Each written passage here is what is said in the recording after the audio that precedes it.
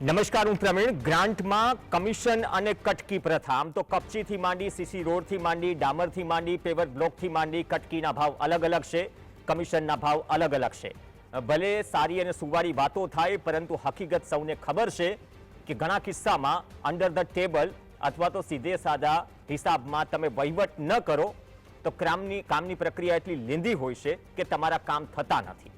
લાઇનમાં ઊભા ન રહો છતાં પણ સરકારી કચેરીમાં તમારો એક સામાન્ય દાખલા માટે એક દિવસ નીકળી જાય.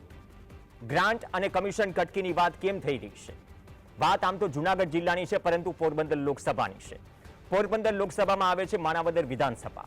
માણાવદર વિધાનસભાના 30 જેટલા સરપંચો ગંભીર આક્ષેપ કરી રહ્યા છે અને આ આક્ષેપ મુજબ જો તેમને ગ્રાન્ટ મેળવવી હોય તો ચિરાગ રાજાણી જે મહામંત્રી છે, એ મહામંત્રી એ તેમની પાસે કમિશન અથવા કામની માંગ કરી. એ કમિશન અને કામ જો મળે તો જ તમને ગ્રાન્ટ મળે, આવા ગંભીર આક્ષેપ થયા અને તમામ જે સરપંચો છે એ દિનુ સોલંકી જે પૂર્વ સાંસદ છે તેમને મળવા પહોંચ્યા. દિનુ સોલંકી જે પૂર્વ સાંસદ છે તેમના ફાર્મ હાઉસ પર મળવા પહોંચ્યા અને ફાર્મ હાઉસ પર મળવા પહોંચ્યા અને જે મીટિંગ થઈ તેના ફોટો પણ વાયરલ થયા અને કહેવામાં આવ્યું કે આવું કેમ. હવે ચર્ચા તો એવી પણ છે કે દિનુ સોલંકીએ જે કેન્દ્રીય મંત્રી છે, આમ તો જે પોરબંદર લોકસભાના સાંસદ છે મનસુખ માંડવિયાને પણ આ પ્રમાણે રજૂઆત કરી છે. સીધો સાદો જે સરપંચોનો આક્ષેપ હતો એમ હતો કે ધારાસભ્ય અથવા તો સાંસદના જે પ્રતિનિધિઓ છે, જે ગ્રાન્ટ તેમની પાસે માંગવામાં આવે છે અથવા તો એ પ્રતિનિધિ ગ્રાન્ટ માટે ભલામણ કરે છે, એ ભલામણ કરવા માટે પણ પૈસા લેવાય છે અથવા તો એનું કામ, જેમ કે કોઈ કોન્ટ્રાક્ટ ચાલતો હોય તો બાજુના સરપંચ કે પ્રતિનિધિ આવીને ખડકાઈ જાય કે આમાં ડમ્પર મારા જશે, આમાં રેતી મારી જશે, આમાં કપચી મારી જશે અને આ જગ જાહેર છે. ભલે ઇઝ ઓફ લિવિંગની વાતો વચ્ચે નીટ એન્ડ ક્લીન ગુજરાત અથવા તો કરપ્શન મુક્ત ગુજરાતની વાતો થતી હોય, પરંતુ આ સિસ્ટમ વ્યવસ્થિત સુવ્યવસ્થિત રીતે ગોઠવાઈ છે. હવે જો ભાજપના મહામંત્રી સામે આવા આક્ષેપ લાગે અને ખુદ સરપંચો આક્ષેપ લગાવે તો શું એ વાતમાં દમ છે? આમ તો એમપી લેડની જે ગ્રાન્ટ છે, દરેક લોકસભા 5 વર્ષનો કાર્યકાળ પૂર્ણ થાય તો 5 વર્ષના કાર્યકાળ બાદ આંકડા આવે છે કે કઈ સાંસદે કેટલી ગ્રાન્ટ વાપરી. 2024ની જ્યારે ઇલેક્શન લડાયું લોકસભાનું, ત્યાં સુધીમાં 90% સાંસદોની ગ્રાન્ટ પૂરી વપરાઈ નહોતી. એ ગ્રાન્ટ કોના વાકે પડી રહી એ પણ એક સવાલ છે. એક નાની સુવિધા હોય, કામ હોય, સાંસદની ગ્રાન્ટ, ધારાસભ્યની ગ્રાન્ટ, જિલ્લા પંચાયત, તાલુકા પંચાયત અને ખુદ જે ગ્રામ્ય વિસ્તારોમાં ગ્રામ પંચાયત હોય છે, આટલી અલગ અલગ ગ્રાન્ટ આવે છે. અલગ અલગ જગ્યાએ દરેક વખતે આ પ્રકારની સિસ્ટમ હોય કે કમિશનનો કટ અલગ હોય છે. એ પર્સન્ટેજ જીએસટીના સ્લેબની જેમ ફરતા રહે છે. અને જો આ જ વાસ્તવિકતા હોય તો જનતાના ટેક્સના પૈસા જે સરકારની તિજોરીમાં જમા થાય છે, ધારાસભ્યો કોઈ ઉપકાર નથી કરી રહ્યા અને સાંસદો પણ કોઈ ઉપકાર નથી કરી રહ્યા. પ્રતિનિધિ એટલા માટે ચૂંટાય છે કે એ વિસ્તારના કામો થાય અને એમાં પણ જો આવા ગંભીર આક્ષેપ લાગે, તમામ લોકો દોડતા થાય, તો સવાલ એ પણ છે કે ધારાસભ્ય અને સાંસદની ગ્રાન્ટ માટે જે પ્રતિનિધિ નિમાય છે, શું એ સીધી સાદી રીતે ગ્રાન્ટ ફાળવી દેશે અથવા એમાં પણ કટકી અને કમિશન પ્રથા ચાલે છે? અને જો ચાલતી હોય અને ધારાસભ્ય અને સાંસદને ખબર ના હોય તો એ વાત ગળે ઉતરે એમ નથી અને એ વાતમાં દમ પણ નથી. તો આજે જ્યારે પહેલા જે સરપંચ છે એ સરપંચે જે આક્ષેપ લગાવ્યો છે, આક્ષેપ એટલો ગંભીર છે, પહેલા એ સમજવાની જરૂર છે, સાંભળવાની જરૂર છે. બાદમાં એમની સાથે વાત પણ કરીશું.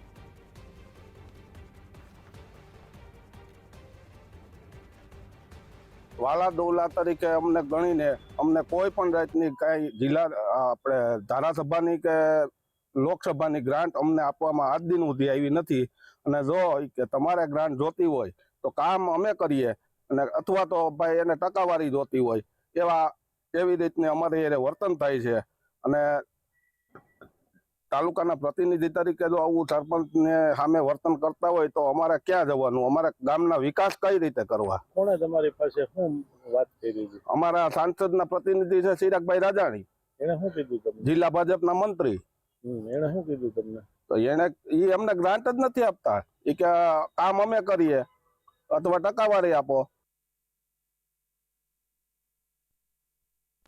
ચલો, તો આ મુદ્દો છે. હવે કોણ જોડાયા છે સ્ક્રીન પર લાવો તો ખબર પડે, સવાલ કરી નાખ્યા. અશોક ચૌહાણ જે સરપંચ છે રાજેસર ગામના, એમને સવાલ થોડી વાર પછી કરીશ, કદાચ થોડી ટેકનિકલ ખામી છે, જોડાઈ જાય ત્યાં સુધી. અમૃતભાઈ દેસાઈ છે, જે જુનાગઢ ભાજપ શહેરના પૂર્વ મહામંત્રી છે. અમૃતભાઈ, સ્વાગત છે આપનું. ટૂંક સમયમાં અશોકભાઈ પણ જોડાશે. અમૃતભાઈ, આ તો કેવું 30 ગામના સરપંચો એમ કહે કે અમને આજ દિન સુધી ગ્રાન્ટ જ નથી મળી, અને એમાં પણ જે પ્રતિનિધિ હોય છે એ કાં તો કમિશન માગે છે અથવા કામ માગે છે. હવે સીધી સાદી ભાષામાં આ માત્ર ખાલી જુનાગઢ પોરબંદર પૂરતું મર્યાદિત છે કે આ એક સિસ્ટમ બની ગઈ છે? કેમ કે ગ્રાન્ટ માગવું અથવા તો ગ્રાન્ટ ફાળવવાની પ્રક્રિયા તો બહુ સામાન્ય હોય છે. જે તે ગ્રામ્ય વિસ્તારમાં વિકાસના કામો માટે ધારાસભ્ય અથવા સાંસદની ગ્રાન્ટો આવતી હોય છે, વિધિવત પ્રક્રિયા મુજબ જેન્યુનની ગ્રાન્ટ ફાળવાતી હોય છે. તો આ જે આક્ષેપ છે એ આક્ષેપ કેટલો ગંભીર? અને સૌ પ્રથમ જો વાત કરું તો છેલ્લા 5 વર્ષથી પંડિત દીનદયાળજીની વિચારધારા જે હોય એ લુપ્ત થતી જાય છે. મૂળભૂત પાર્ટી બનાવવાનો જે ઉદ્દેશ હતો, છેવાડાના માનવી સુધી સરકારની યોજનાઓ પહોંચે, છેવાડાના માનવી સુધી તમામ સુવિધા પહોંચે, એ જે ઉદ્દેશથી પંડિત દીનદયાળજીની જે વિચારધારા હતી એ ક્યાંક ને ક્યાંક લુપ્ત થઈ રહી છે. ક્યાંક ને ક્યાંક એમાં કોઈ મુશ્કેલી ઉણપ આવી રહી છે. હું છેલ્લા 5 વર્ષથી જોઈ રહ્યો છું, અને જનસંઘના જે લોકો છે એ પણ અનુભવી રહ્યા છે વેદનાને, પોતાની વેદનાને પ્રગટ નથી કરી શકતા. પણ હવે ક્યાં સુધી સહન કરશું? હવે તો સહન કરવાની પણ એક હદ પૂરી થઈ ગઈ છે. એટલે ભારતીય જનતા પાર્ટીના જૂના નેતાઓ અને જનસંઘના જે નેતાઓ છે, જે પંડિત દીનદયાળજીની વિચારધારાને કારણે આમાં જોડાયા હતા, હું એમને બધાને વિનંતી કરું છું કે હવે આ ભ્રષ્ટાચારના બોરિંગોને રોકો. કોઈ પણ સંજોગમાં આ ભ્રષ્ટ સિસ્ટમ છે એમાં કઈ બદલાવ લાવો, કોઈ પણ સંજોગમાં આને કઈ ફેરફાર કરો, નહીતર પાર્ટીને ખરેખર જે નામ બદલી નાખો. એમને પંડિત દીનદયાળજીના વિચારધારાને જે છે એને તમે લુપ્ત કરી છે તો એનો ફોટો મૂકવાનો બંધ કરી દો. એટલી હદે અત્યારે પરિસ્થિતિ વણસી છે. હું જુનાગઢ શહેર હોય કે જુનાગઢ મહાનગર હોય કે જિલ્લો હોય કે જ્યાં હોય ત્યાં બધે જ કટકીથી કામ થાય છે. જુનાગઢ મ્યુનિસિપલ કોર્પોરેશને તો જુનાગઢને વેચી નાખ્યું છે એમ હું સ્પષ્ટપણે કહી શકું. એટલા માટે કે તમે નાની બાબતમાં અત્યારે બાંધકામની મંજૂરી લેવા માટે આજે એક વ્યક્તિ મને મળ્યો હતો, એનું પોતાનું ઘરનું ઘર બનાવવું છે અને ઘરનું ઘર બનાવવાનું એક સપનું હતું, પણ ત્યાંના જે ભાવ છે એ ભાવ સાંભળીને એ માણસ અવાચક થઈ ગયો કે મારી લોન તો બધી આમાં જતી રહેશે.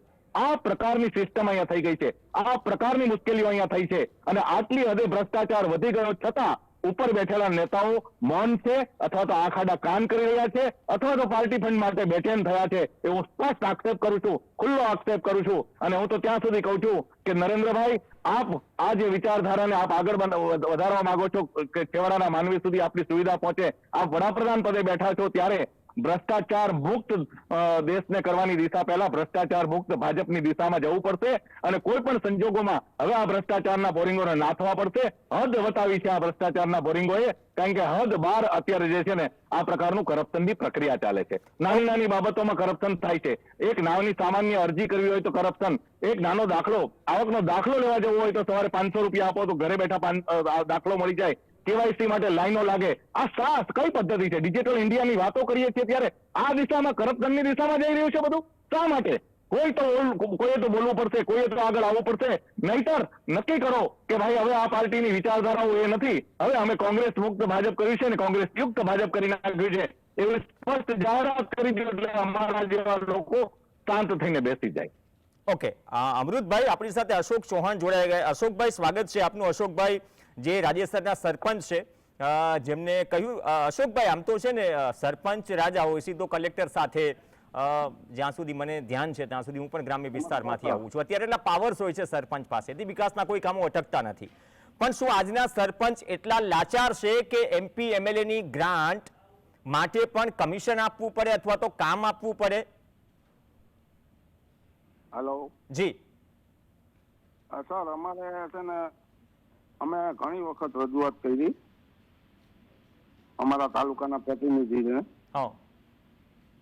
તો અમને ક્યારેય સાંસદશ્રી કે ધારાસભ્યશ્રીની ગ્રાન્ટ અમને આપેલ નથી. મને એકને નહીં પણ અમારા તાલુકામાં 25-30 ગામ એવા છે જેઓ બધાય લાચાર છે.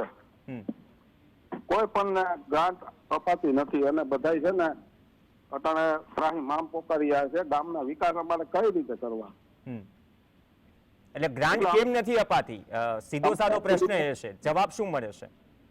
જવાબ તો કાંઈ મળ્યો નથી સર. અને અમે જીએસટી ના માધ્યમથી અમે એવી વિનંતી કરીએ છીએ કે અમારું વહેલી તકે અમારું નિવારણ આવે એવું તમે સરકારમાં તમે અમારું ધ્યાન દોરો. પણ તમે જે કહ્યું છે, શું તમે બધા જ પૂર્વ સાંસદ દિનુ સોલંકીને મળ્યા હતા? એ વાત સાચી? અમે સરપંચ ગયા હતા, 25 સ્ત્રી સરપંચો હતા. હા. અને અમે રજૂઆત કરી હતી કે આ ગ્રાન્ટ અમને મળતી નથી, અમારે શું કરવું? 3 વર્ષ તો વયા ગયા, 2 વર્ષ હવે થયા બાકી. એટલે દિનુભાઈ અમને સારી રીતના અમને જવાબ આપ્યો હતો કે હાલો કે હું રજૂઆત કરી દઉં છું ઉપલે લેવલે. અને અમારી રૂબરૂમાં કાર્યાલયે ફોન કર્યો હતો અને એની એવું કીધું હતું કે હાલો કે ટૂંક સમયમાં આનું નિવારણ થઈ જશે. તમે જે વાત કરી છે કે ચિરાગ રાજાણીએ કામ અથવા ટકાવારી માંગી છે, ચિરાગ રાજાણી કહી રહ્યા છે કે જો આક્ષેપ આ લોકો કરે છે તો પુરાવા હોય તો રજૂ કરે. પુરાવા સાહેબ એના બીજા તો શું હોય ને, મોટાની વાતો થઈ હોય. અચ્છા, એટલે કેટલું કમિશન, કેટલી કટકી ચાલે છે એ તો જણાવો, કેમ કે તમારી રૂબરૂ વાત થઈ છે તો જુનાગઢ જિલ્લાને ખબર પડે. આપણે સાહેબ આ ટકાવારીમાં આપણે પડ્યા જ નથી. મેં તો એવું કહી દીધું ભાઈ એવી ગ્રાન્ટ અમારે જોતી નથી, અમને તો કાયદેસર મળે તો હોય. અચ્છા, તો કેટલા વર્ષથી ગ્રાન્ટ નથી મળી? ગ્રાન્ટ અમને સાંસદની છે ને 3 વર્ષથી અમને મળી જ નથી, સાંસદની કે ધારાસભાની. અચ્છા, 6 વર્ષ? 3 વર્ષથી નથી મળી. હવે ચિરાગ રાજાણી એમ કહે છે કે આ તો કામ જે છે પ્રક્રિયા પૂરા ધારાસભ્ય કરે છે. હવે એ તો અહીંયા પ્રતિનિધિ તરીકે એને મૂક્યા છે તો અમારે કોને કહેવાનું? અચ્છા, તો એ વાતમાં કેટલો દમ છે કે અલગ અલગ જિલ્લાઓમાં જે પ્રતિનિધિઓ હોય છે ગ્રાન્ટની ભલામણ કરવા માટે પણ કંઈક ઉપરથી માંગે છે? શું આ વાત સાચી છે? એટલા માટે શું ગ્રાન્ટો અટકે છે? હોઈ શકે સાહેબ. જોડાયેલા રહેશો. અમૃતભાઈ, આજકાલ છે ને ઈવીએમ આવી ગયું, એટલે ઈવીએમ થી તમને ખબર પડી જાય કયા વિસ્તારમાં, કયા વોર્ડમાં, કયા તાલુકામાં કોને કેટલા મત મળ્યા. ઘણી વખત આક્ષેપ લાગતા હોય છે અમૃતભાઈ. આમ તો દરેક ધારાસભ્ય માટે, દરેક સાંસદ માટે with the party of difference દરેક લોકો અને દરેક વિસ્તાર સમાન હોય, એકદમ સમાન હોય છે. પણ જ્યાંથી વોટ ઓછા મળે ત્યાં વિકાસના કામ ન થાય એવા આક્ષેપ તો ભૂતકાળમાં પણ લાગ્યા છે. એટલે આ બધું શું ખુલ્લમ ખુલ્લા થઈ રહ્યું છે કે દાજ રાખી લેવાની? એ અત્યારે મને લાગે છે કે એ પ્રકારની દિશા નથી ચાલતી, પણ અત્યારે જે કરપ્શન અંદર ઘૂસ્યું છે, જે પ્રકારે પાર્ટીમાં હવે જે સડો પેઠો છે અને એ સડાને કારણે જે અત્યારે મુશ્કેલી થઈ છે, એટલે એના હિસાબથી જ આ બધા હિસાબ કિતાબ થતા હોય છે અને એ સિસ્ટમથી જ અહીંયા ચાલે છે. એટલે આ સડો એટલો બધો અંદર ઘૂસી ગયો છે કે કદાચ આને સાફ કરવામાં વર્ષો નીકળી જાય, કારણ કે હદ સુધી એના પર ધ્યાન નથી દેવાનું. કેટલા હદ સુધી એ લોકોને પ્રોત્સાહન અપાયું છે, કેટલી હદ સુધી એ લોકોને ટૂંકમાં જે છે ને આંખ આડા કાન કરવામાં આવ્યા છે. એટલે એ પણ એમ સમજે છે કે અમે પાર્ટીના કમાઉ દીકરા છીએ, અમને કોઈ અમારો વાળ વાંકો ન કરી શકે. આ દિશામાં કામ ચાલી રહ્યું છે એટલે આ મુશ્કેલી થઈ રહી છે. તો એમને ધારાસભ્ય અને સાંસદને ખબર ના હોય કે નીચે પ્રતિનિધિઓ, કેમ કે એસેસમેન્ટ તો થતું હશે ને, ધારાસભ્યો પણ સરપંચોને મળતા હશે, તાલુકા પંચાયતના પ્રમુખ, જિલ્લા પંચાયતના પ્રમુખને મળતા હશે, તો આ પ્રકારની રજૂઆતો ઓછી થાય છે અથવા કોઈ હિંમત નથી કરતું, અથવા ખબર છે છતાં પણ મીઠી નજરે બધું ચાલી રહ્યું છે? હું તો એટલું કહીશ કે બધું જ મીઠી નજરે ચાલી રહ્યું છે. સાંસદશ્રીએ પણ એમને એમ જરા લાગતું હોય કે આ પ્રકારની પદ્ધતિ ચાલે છે તો એમણે પણ પાર્ટીમાં રજૂઆત કરવી જોઈએ, જે તે જગ્યાએ રજૂઆત કરવી જોઈએ. એમણે પણ નથી કરી, અથવા તો જે કંઈ હોય વિષય આખો એ છે કે કરપ્શનના મૂળિયા જે પેઠા છે એને ઉખાડવા માટેનો જે પ્રયાસ થવો જોઈએ એ કોઈ પણ જગ્યાએથી નથી થતો. નથી સાંસદ કરતા, નથી ધારાસભ્ય કરતા, નથી પાર્ટીના કોઈ આગેવાનો કરતા. અને બધાને હોદ્દા જે સિસ્ટમથી આપ્યા છે એ સિસ્ટમથી આપ્યા છે કે તમે અમને કમાઈને આપો, અમે તમને એમને રાખશું. આ સિસ્ટમ જ થઈ ગઈ છે છેલ્લા 5 વર્ષથી. હું તો જોઉં કે હદ બહાર જે પદ્ધતિ બદલાની છે હદ બહારની છે, અને છતાં આ ખાડા કાન કરીને ચલાવી રાખવાનું બસ. કારણ કે વિકલ્પ નથી, પ્રજા પાસે વિકલ્પ નથી, એટલે સ્વાભાવિક રીતે મુશ્કેલી છે જ. અને મુશ્કેલી એટલા માટે બધા અનુભવી રહ્યા છે, પ્રજા પીસાઈ રહી છે. અને આ બધે જ એવું હોય એવું હું તો માનું છું, પણ અમે અનુભવ્યું છે જે જુનાગઢ શહેરમાં, એમાં અમે જે અનુભવ્યું છે એ પ્રમાણે અહીંયા ભૂગર્ભ ગટરમાં કરોડો રૂપિયા ચાઉ થઈ ગયા, અહીંયા પાણીની લાઈનમાં કરોડો રૂપિયા ચાઉ થઈ ગયા, અહીંયા રસ્તામાં કરોડો રૂપિયા ચાઉ થઈ ગયા. અને છતાં આજની તારીખે પાર્ટીના પ્રમુખ મહાન શા માટે ભાઈ આ ભ્રષ્ટાચારના મૂળમાં તો કોક જાઓ, શું કામ નથી જતા? તેના માટે એને નથી રોકતા? શું કામ એને પ્રોત્સાહન આપે રાખો છો? પ્રભારી મુકાય, ધારો કે જિલ્લાના પ્રભારી મુકાય, સરકારના પ્રભારી મુકાય, એ પણ આવે મીઠી મીઠી વાતો કરી પેંડાના પડીકા લઈને જતા રહે. આ કોઈ પદ્ધતિ છે? આ કોઈ સિસ્ટમ છે? શા માટે ભાઈ? ક્યાં સુધી ચલાવવાનું આ બધું? હું તો ત્યાં સુધી પ્રભારી આવે એ દિવસે રજૂઆત કરી હતી કે ભાઈ અહીંયા આવું બધું ચાલે છે, પ્રભારીએ કીધું 100% હું 10 દિવસમાં જોઈશ, પછી હજુ દેખાણા જ નથી, હજુ મળ્યા જ નથી, ક્યાં ગયા ખબર જ નથી. આ પ્રકારની પદ્ધતિથી અને હવે અમે પ્રભારીનું થાક્યા કંઈ છીએ. ઉપજતું અને હું નથી તો કે બધા ખાલી જ- એ પ્રક્રિયા પાર પાડવા માટે પ્રભારી મુકાય છે? કારણ કે એ જુનાગઢનું કમલમ હોય તે દિવસે પણ તમે ડિબેટમાં બેઠા હતા, છડે છો કે નિયમોના ધજાગરા થઈ ગયા અને એ મુદ્દો ઘણો ગાજ્યો હા. કે તમે બધી જ જગ્યાએ જેસીબી લઈને પહોંચી જાવ છો. જો તમારામાં હિંમત હોય તો પછી જે ઇલીગલી છે નોટિસ ફટકારો, નોટિસ પણ ફટકારી. તો આ કિસ્સામાં કાયદાકીય લડાઈ તો એક તરફ હોય છે, પણ પાર્ટી સ્તરથી ખરેખર જે સરપંચો હોય કે જે કાર્યકર્તા હોય જેને વિકાસના કામો કરવા છે, શું એની વાત સંભળાય છે? અથવા તો જે ખોટું કરતા હોય એની સામે શું એક્શન લેવાય છે પાર્ટી લેવલ પર? અત્યારે તો મીઠી નજર હેઠળ ખૂબ મોટા બાંધકામો જે થયા છે એને સાવરવામાં આવી રહ્યા છે. અને નાનામાં નાની વ્યક્તિ કે જે પોતાનું ઘરનું ઘર બનાવવાનો છે અને ધારો કે અડધો ફૂટ કદાચ બહાર નીકળ્યું હશે તો આખું જેસીબી મારીને મકાન પાડી નાખવા સુધીની ધમકી અપાઈ છે. અને બીયુ તોડકાંડ, અહીંયા જુનાગઢમાં તો બહુ મોટો બીયુ તોડકાંડ થયો હતો. બીયુ તોડકાંડ એટલે બીયુ પરમિશન ન હોય એને નોટિસ આપવાની, કર્મચારી નોટિસ આપી આવે પછી પદાધિકારી મળી આવે, અને પદાધિકારી મળી આવે એટલે બીયુ પરમિશનની જરૂર નહીં, બધું કમ્પ્લીટ થઈ જાય, સારું થઈ જાય. આ પ્રકારનો એક તોડકાંડ 2 વર્ષ પહેલા અહીંયા થયો હતો. હવે પછી ફાયર એનઓસી નો તોડકાંડ થયો. ટૂંકમાં નોટિસો બજાવીને તોડકાંડ સિવાય કંઈ થતું નથી. અને આ તોડકાંડના મુખ્ય સૂત્રધારો છે એને ખુલ્લા પાડવા જોઈએ, કોઈ પણ સંજોગમાં પાડવા જોઈએ. અને આ લોકોને ખુલ્લા નહીં પાડીએ તો આ લોકો બોરિંગની જેમ પ્રજાને પીસી દેશે, પ્રજાને ખાઈ જશે. અને હું તો કહું 1947 પહેલાની સ્થિતિ જે હતી ને સારી હતી, એનાથી બદતર સ્થિતિ અહીંયા થતી જાય છે. અને એ આપણા જ પાર્ટીના પદાધિકારીઓ કરે ત્યારે ખૂબ દુઃખ થાય. અને પંડિત દીનદયાળજીની વિચારધારાનું ખૂન થાય, વિચારધારાનું ખૂન થાય ત્યારે અમને ખૂબ અફસોસ થાય કે આ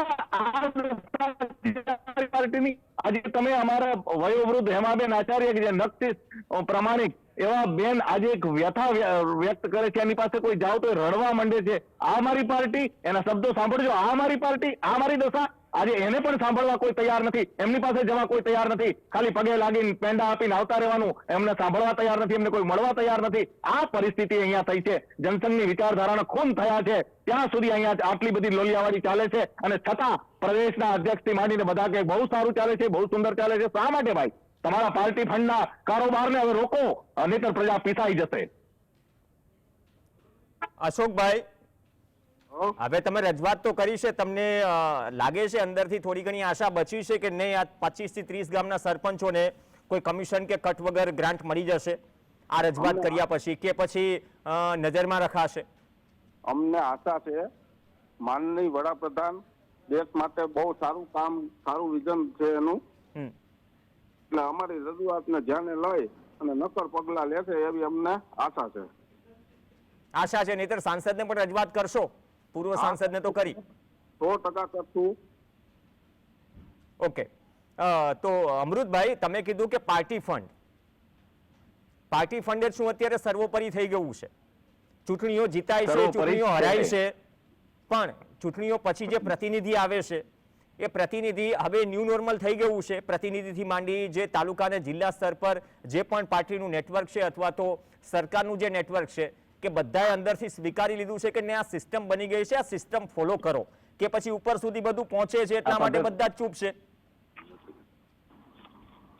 એક વાત તો બહુ સ્પષ્ટ છે કે આ સ્થળો જે છે છેલ્લા 5 વર્ષથી જે વધ્યો છે એની અંદરમાં 100% કંઈક ને કંઈક ગડમથલ હશે. ઉપર સુધી હોય કે ખબર નથી, પણ એટલી તો 100% છે કે કાને જે રીતે છાવરવામાં આવી રહ્યા છે એટલે હું 100% માનું કે આમાં કંઈક ને કંઈક ગડમથલ છે. અને હવે હું તો નરેન્દ્રભાઈને વિનંતી કરું છું કે પાર્ટી ફંડ માટે જરૂર હોય તો અમે બધા જ જનસંઘના બધા જ લોકો, તમે કયો 1-2 રૂપિયા, 500 રૂપિયા, 100 રૂપિયા, 1000 રૂપિયા કાઢી આપતું, પણ હવે પ્રજાને પીસવાનું બંધ કરાવો આ લોકો પાસે. પ્રજાને, કારણ કે પાર્ટી ફંડના નામે એ લોકો અબજોપતિ થઈ ગયા છે. વિચાર તો કરો, જે લોકો પાસે કંઈ નતું, કાલે સાંધા સુંધી કરતા હતા, આજે અત્યારે જે છે ને અબજોપતિની મિલકતો થઈ ગઈ છે. એને ક્યાંથી આવી? ઈડીની તપાસ કરાવી તો ત્યાં કરાવો ને ભાઈ. તમે ઘણી જગ્યાએ ઈડી ને સીડી મોકલો છો, સીઆઈડી ની આઈબી ને મોકલો છો, તો મોકલો ને આ જગ્યાએ કે ક્યાંથી અબજોપતિ થઈ ગયા, કેવી રીતે કરોડપતિ થઈ ગયા, ક્યાંથી એ લોકોના બંગલા થઈ ગયા, ક્યાંથી આટલી બધી મિલકતો થઈ ગઈ, ક્યાંથી એના પરિવારને એટલા બધા રાતોરાત અબજો રૂપિયાની મિલકતો ધરાવતા થઈ ગયા. એ તપાસ તો કરાવો, એને કરવી જ પડશે. નરેન્દ્રભાઈ આજે નહીં તો કાલે કરવું જ પડશે, નહીં એમના નામે મત માગી અને આ લોકોએ ભયંકર રીતે લોકોને, પ્રજાને ચૂસી જ છે. તો અશોકભાઈ, તમે જે વાત કરી, તમને અશોકભાઈ એકાદ બે છેલ્લે સવાલ એટલા માટે કરવા છે, કંટાળીને તમે શું રજૂઆત કરવા ગયા? અને જો છતાં પણ મહામંત્રી એમ કહેતા હોય અથવા જે તમારા પ્રતિનિધિ છે ચિરાગ રાજાણી કે ભાઈ આ તો મારા સંદર્ભમાં આવે જ નહીં, આ તો શું કહેવાય, કોઈ પુરાવા હોય તો રજૂ કરો? એવું આ તો મને તમારા ઉપર ઢોળી દીધું. સમક્ષ કીધેલું છે, જી. એવું અમને કઈ એને કીધું નથી. હા. અને અમે તો એવી આશા રાખીએ તમારા માધ્યમથી આ સરકારમાં અવાજ ઉઠે હમ. અને અમારા ગામ લોકોના કામ થાય અને વિકાસ થાય હમ. એવી અમે અપેક્ષા રાખીએ જીએસટીવી ના માધ્યમથી. હમ. એટલે એનો મતલબ એમ થયો કે જે કમિશન કે કટકી મળી ગઈ એ ગામોમાં ગ્રાન્ટ ફળવાઈ ગઈ? હવે સાહેબ ઈ તો તમે તપાસ કરાવો તો થાય. અમારા ના, તમને તાલુકા- માણાવદર તાલુકાના જે ગામ છે, જે ગામમાં ગ્રાન્ટ મળી હશે, ત્યાંના સરપંચો સાથે પણ વાત થઈ રહી હશે, કેમ કે ચૂંટણીઓ પહેલા સરપંચોના પણ સંમેલન થાય છે, સરપંચોનું તમારું એસોસિએશન છે, જે જરૂરી પણ છે ખૂબ કે મંચ ઉપર જમીની સ્તર ઉપર તમામ એક સાથે આવે ને પોતાની માંગ મૂકે સરકાર સામે, સરકારમાં કોઈ પણ હોય. મુકતા જ હોય સાહેબ, પણ અમને મારા ખ્યાલ મુજબ 25-30 સરપંચોને તો ધારાસભ્ય કે સંસદની ગ્રાન્ટ મળેલ નથી. અચ્છા, નથી મળેલી. નહીં, કારણ શું આપવામાં આવ્યું? એક પણ સરપંચને કોઈ કારણ આપવામાં આવ્યું છે 25 કે 30 માંથી આ ગામના? એમાં હું કે બધા નાના માણસો હોય, બધા બીતા હોય, કોઈ જાહેરમાં આવવા માંગતા ન હોય. અચ્છા, તો આ સંખ્યા એનાથી પણ વધારે છે કે આટલી જ છે? હે? સરપંચોની સંખ્યા 25-30 થી વધારે છે કે આટલી જ છે? નાના 42 સરપંચો છે મેંદરડા તાલુકાના. ના ના, જેને ગ્રાન્ટ નથી મળી એની વાત કરું છું, જે ગ્રામ પંચાયતની. એટલા પછી વધારે કઈ મને વધારે આખા તાલુકાની તો આપણને ખબર ન હોય સાહેબ. ઓકે, પણ આટલા લોકોને નથી મળી. હા, અમૃતભાઈ, છેલ્લો સવાલ, જે વાત કરીને કે જમીની સ્તર ઉપર સરપંચનું એસોસિએશન હોય, સરપંચોના સંમેલન પણ થાય છે, અને આપણે જાણીએ છીએ કે કોઈ પણ ચૂંટણીમાં કયા લેવલ સુધી સરપંચને દબાણ કરાય છે, અથવા તો જેનો મતલબ જીસકી લાઠી ઉસકી ભેંસ, એ કહેવત ચરિતાર્થ થાય છે દરેક ચૂંટણીમાં. હવે જો સરપંચ સાહેબ જે અશોક ચૌહાણ છે, જે રાજેસર ગામના છે, એમ કહેતા હોય કે સરપંચો તો ઘણા છે પણ બીકના વાકે કોઈ કારણોસર બહાર ન આવતા હોય, તો શું હવે આપણી લોકશાહીની જે વ્યવસ્થા છે, એનો ઢાંચો છે, એના ઢાંચાના પાયામાં જે સૌથી મજબૂત પથ્થર છે, જેને ગ્રામ્ય કક્ષાએ ગ્રામ પંચાયતને વિકાસ કરવાના, પ્રાથમિક સુવિધાઓ પહોંચાડવાનું એનું જે મોટું કામ છે, શું એ જ દબાઈ રહ્યો છે? અત્યારે તો મને એમ લાગે છે કે ગ્રામ્યના જે ડેવલપમેન્ટની વાત હતી એ ક્યાંક ને ક્યાંક દબાઈ ગઈ છે. ગોકુળ ગામ યોજના કેશુભાઈના સરકારના વખતમાં જે થઈ હતી ને ગામડા એક નંદનવન બન્યા હતા, આજે એ પરિસ્થિતિ બદલાઈ છે. અત્યારે ઊંધી સ્થિતિ થઈ છે. હું જેમ જુનાગઢ શહેરમાં રહું છું એમ નાની ખોડિયારનો ખેડૂત પણ છું, એટલે મેં ત્યાં અનુભવ્યું છે. મેંદરડા તાલુકાનું જે ગામ છે, હું જે દિવસથી ખેડૂત બન્યો એટલે કે ઘણા વર્ષથી આજે નાની ખોડિયારથી નતાડિયા જવાનો રસ્તો જ નથી. અને આ લોકો ત્યાંના સરપંચો, ત્યાંના અગ્રણીઓ દર વખતે ચૂંટણીમાં રજૂઆત કરે, દર વખતે એ લોકો આવીને આશ્વાસન આપી જાય કે હવે ટૂંક સમયમાં રસ્તો થઈ જશે, ટૂંક સમયમાં થઈ જશે. હું તો આ તો ગામડાના સ્તરની જે સ્થિતિ છે એની વાત કરું છું. હવે ગ્રામ્ય માર્ગમાં અત્યારે એ લોકોને ઘરે જવા માટે અથવા અવર જવર કરવા માટે રસ્તા જ નથી. ધૂળિયા માર્ગોમાં આજે એ લોકોની પરિસ્થિતિ થઈ છે, ત્યારે છેવાડાના માનવી સુધી આ વિકાસના ફળો પહોંચાડવાની વાત કેવી રીતે ચરિતાર્થ થશે? મારી એ વાત છે કે તમે એક બાજુ એમ કહો છો કે અમે પંડિત દીનદયાળજીના ફોટાને પગે લાગીએ છીએ, એમની પૂજા કરીએ છીએ અને પછી અમારા કાર્યક્રમ શરૂ કરીએ છીએ, તો એમનો સિદ્ધાંત જ છે કે છેવાડાના માનવી સુધી સરકારની તમામ યોજના પહોંચે. આજે છેવાડાનો માનવી તો બિચારો એમને એમ છે, એની સ્થિતિ એની છે. તમે ઊંચા જતા જાઓ છો અને તમે આગળ જતા જાઓ છો, તમારા સિટીમાં આગળના મોટા મોટા સિટીઓમાં જતું એવું છે, અને ગ્રામ્યની દશા તો શું છે એ તો જુઓ, ગ્રામ્યની પ્રજાની હાલત તો શું છે એ તો જુઓ. એટલે પ્રજાની વેદના છે, સરપંચોની વેદના છે, અને ક્યાંક ને ક્યાંક તમે કીધું એમ જીસકી લાઠી ઇસકી ભેંસ, એની જેવીની જે વાત છે એ 100% સાચી છે. કારણ કે એટલી હદે દબાવવામાં આવે છે કે લોકો એને પોતાના કામ ધંધામાંથી ફ્રી ન થતા હોય અને એને નવી નવી ઉપાધિઓ આવે, નવા નવા કેસ થાય, નવા નવા લફડા થાય, એટલે કંટાળીને ક્યાંક ભોગવી લઈશું, હેરાન થશું, જવા દો ને, આની હારે કોણ લપ કરે, આની હારે કોણ માથાકૂટ કરે. આ પ્રકારની પરિસ્થિતિ અત્યારે ઉભી કરી દીધી છે. એક ગુંડા રાજ ઉભું કરી દીધું છે, અને ગુંડા રાજ એટલા માટે થયું છે કે ભ્રષ્ટાચારના બોરિંગોએ હદ બાર માજા મૂકી છે, એટલે આ રાજ થયું છે. ઓકે, ધન્યવાદ. અમારો પ્રયાસ હતો, કેમ કે આ માત્ર મેંદરડા તાલુકાના 25 કે 30 સરપંચોનો મુદ્દો નહીં, પરંતુ ધારાસભ્ય સાંસદોની જે ગ્રાન્ટ આવે છે, 18,000 ગામ છે, અને કેટલાય ગામોમાં આ જે વહીવટદાર છે, એ વહીવટદારને એ પણ ખબર નથી કે બલ્બ બદલાવવા માટે ગ્રાન્ટ આવી છે તો 100 રૂપિયાના બલ્બ ન નખાય. વિકાસ પથના છીંડા, વિકાસ પથના કાકરીઓ નીકળી જાય છે માત્ર 2 વર્ષમાં. એવા તો કેટલાય ગામો હશે. અને આ રીતે 25-30 ગામના સરપંચો એમ કહે કે પ્રતિનિધિ, જ્યારે અમે ગ્રાન્ટ માંગીએ છીએ, અમને 3-4 વર્ષથી ગ્રાન્ટ નથી મળી, તો પ્રતિનિધિ એમ કહે છે કે અમને કમિશન આપો અથવા તો કામ આપો. તો શું કમિશન અને કામ અથવા તો કટકી મળે તો જ ઉપર ભલામણ થાય? અને આ જ બધી પરિસ્થિતિઓ શું ધારાસભ્ય અને સાંસદને ખબર ના હોય? આ વિસ્તારના પોરબંદર લોકસભાના સાંસદ તો કેન્દ્રમાં બેઠા છે મંત્રી તરીકે, અને 25-30 સરપંચો જ્યારે પૂર્વ સાંસદને રજૂઆત કરવા જાય આખરે કંટાળીને, ત્યારે વસ્તુ શું બહાર આવે? તો શું આ જ મોડેલ ગુજરાતના અલગ અલગ જિલ્લાઓમાં લાગુ છે તો કોઈ અવાજ કેમ નથી ઉઠાવતું? અથવા અવાજ ઉઠાવે છે તો કેમ ડામી દેવાય છે? અપેક્ષા રાખીએ કે ગ્રાન્ટ છે સામાન્ય જનતાની, એમાં કટકી અને કમિશનની આ પ્રથા છે દિવસે ને દિવસે જીએસટીના સ્લેબની જેમ વધી રહી છે, જેમ અમૃતભાઈએ પણ વાત કરી, એ દૂર થાય અને પછી સારી વાતો થાય કે છેવાડાના માનવ સુધી અમે પહોંચી રહ્યા છે. આ કિસ્સામાં તો પોરબંદર લોકસભામાં સરપંચોના આક્ષેપ મુજબ પોરબંદર લોકસભાનો વિસ્તાર છેવાડાના ગામ સુધી નથી પહોંચી રહ્યો ગ્રાન્ટમાં. એ સીધો સાદો હિસાબ છે જે રીતે સરપંચોએ વાત કરી. અશોકભાઈ ધન્યવાદ, અમૃતભાઈ દેસાઈ આપનો પણ ધન્યવાદ, ચર્ચામાં જોડાયા, અને અપેક્ષા રાખીએ કે આ વાત સાંસદ મનસુખ માંડવિયા સુધી પહોંચે, ભાજપના એ સંગઠન સુધી પહોંચે, કેમ કે આટલો ગંભીર આક્ષેપ લાગ્યો છે તો સામે ખુલાસો પણ આપવો પડશે. નમસ્કાર.